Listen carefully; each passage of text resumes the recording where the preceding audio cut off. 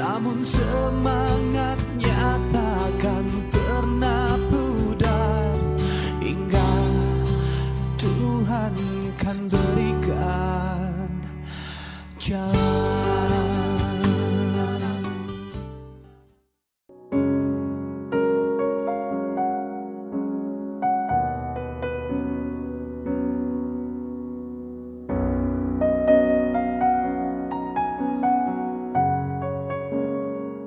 Di saat usia memasuki senja, selayaknya Cipto dapat menikmati masa tuanya. Namun pria berusia 57 tahun ini masih harus berjuang keras merawat anak bungsunya ini.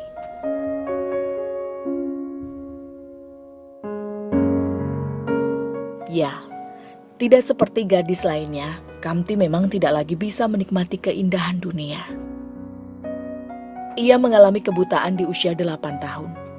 Saat itu pula, ia harus merelakan keceriaan seorang bocah bermain dengan teman sebaya. Merelakan pula pendidikannya pupus, hanya sampai kelas 2 sekolah dasar. Dokter ini masalahkan penjelasan gara-gara nyobat jalan. Waktu sing kari wingi nggih ngantek semapun niku kerendahan teng siniku ngantek saya ketelima niku kubut teng wates wonten perobane. Lan niku nggih cecane dokter darah kuning ngoten. Setiap pagi ataupun sore hari, Sucipto harus rutin menuntun Kamti ke kamar mandi milik tetangga. Agar anak bungsunya ini dapat mandi maupun memenuhi kebutuhan bersih-bersih lainnya.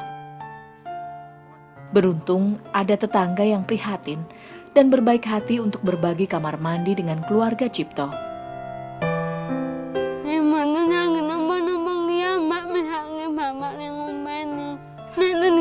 Bapak ning ngoten kamar mandi hangat. Yang nalu hangat. Ngoten ngene bapak ning ngoten.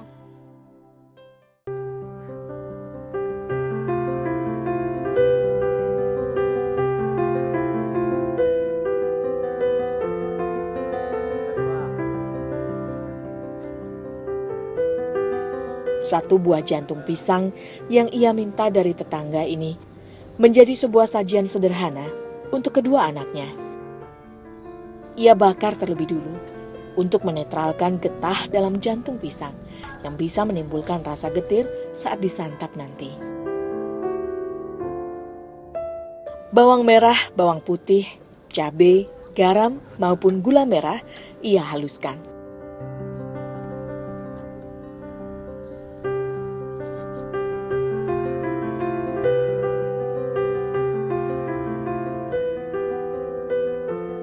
Semua bumbu-bumbu ini ia harapkan bisa menambah cita rasa pada masakannya.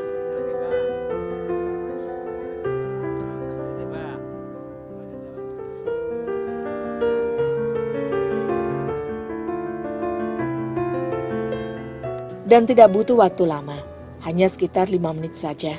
Tumis jantung pisang buatan Cipto sudah matang.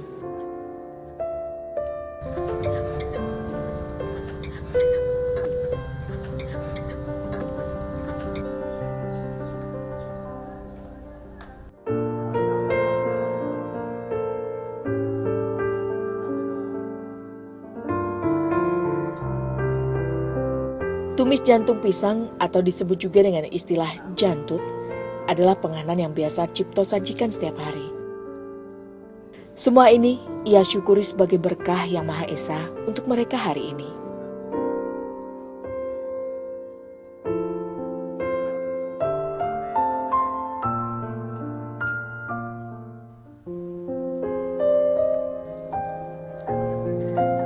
Minimnya pendidikan membuat Cipto tak bisa memberikan nafkah yang memadai untuk keluarganya. Untungnya keahliannya sebagai pengrajin bambu bisa menjadi penopang hidupnya di hari tua. Berbekal keahliannya itu pula, Cipto kini bekerja pada tetangganya sebagai pembuat kerajinan keranjang buah. Dengan gergaji dan golok tuanya, setiap hari Cipto mempersiapkan sendiri bilah-bilah bambu bahan anyaman. Setiap bilahnya ia potong sepanjang 60 cm. hingga nantinya bisa menghasilkan ukuran keranjang buah yang sesuai pesanan pelanggan.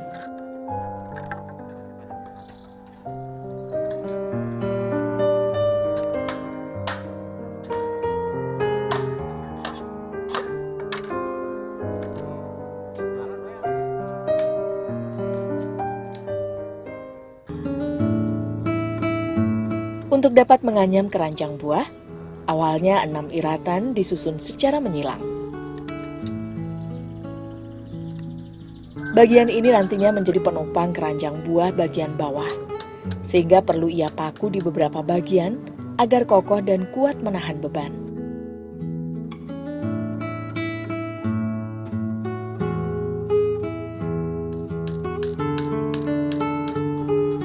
Agar bentuk keranjang buah terlihat, Cipto pun menekuk sisi bambu penopang.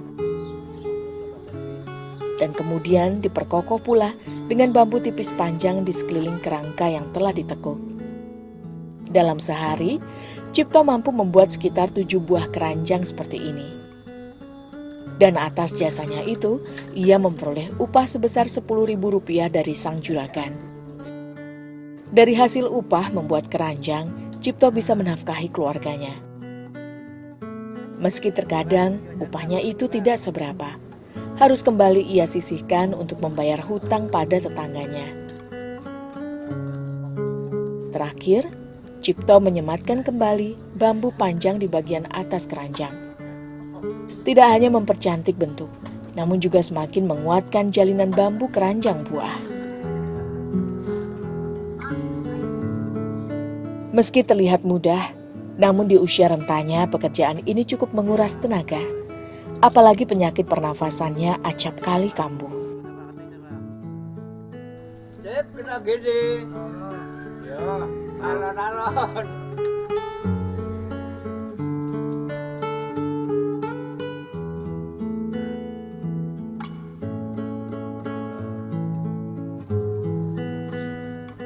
Kadang kalau sambutin tunggal-tunggal kulo niku nyekel kulo paringke malih kulo balekke ngoten niku.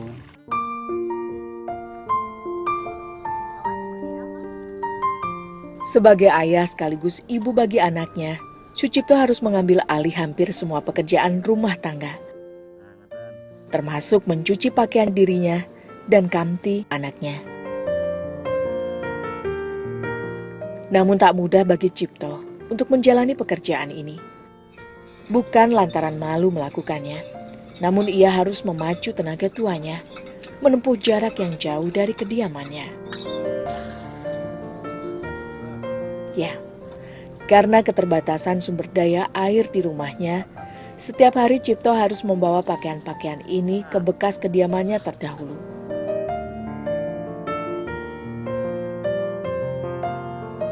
Bagi Cipto saat ini hanyalah Kamti tujuan hidupnya. Tangan lusuh dan tua di usia senjanya mengupayakan berbagai cara agar dapat membahagiakan anak perempuannya. Rasane nggih mesake bocah niku dereng semerep niku lho, kepripun mangke uripe ngoten niku lho karep kula niku. Nak kula tesih urip lah saged ngrumah nak kula pun mandhembet nonton sing rumah niku sinten ngoten niku pikiran kula niku. Wong kakangane niku kaya ngoten niku.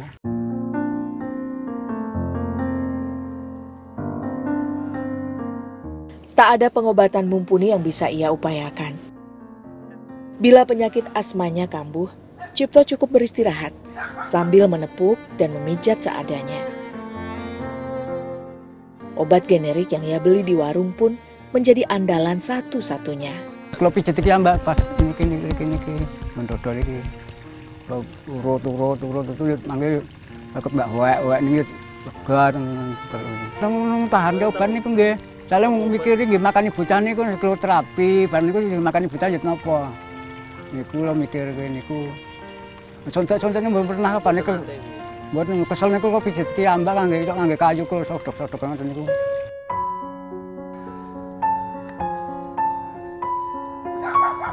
Tubuh yang mulai rentah membuat lelaki ini lebih gampang lelah.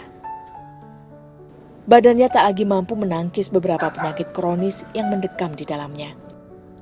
Apalagi penyakit asma yang sudah 4 tahun ia derita, seringkali mengganggu aktivitasnya.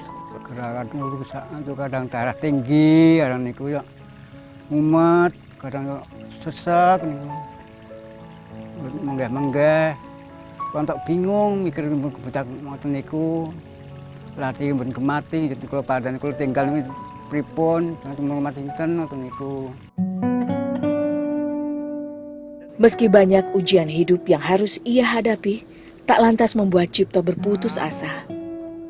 Berbagai cara ia lakukan agar anaknya dan dirinya bisa bertahan hidup. Berkat kegigihannya ini, para tetangga mempercayakan Cipto untuk merawat bebek serta ayam milik mereka. Dan tanggung jawab ini tak pernah Cipto sia-siakan.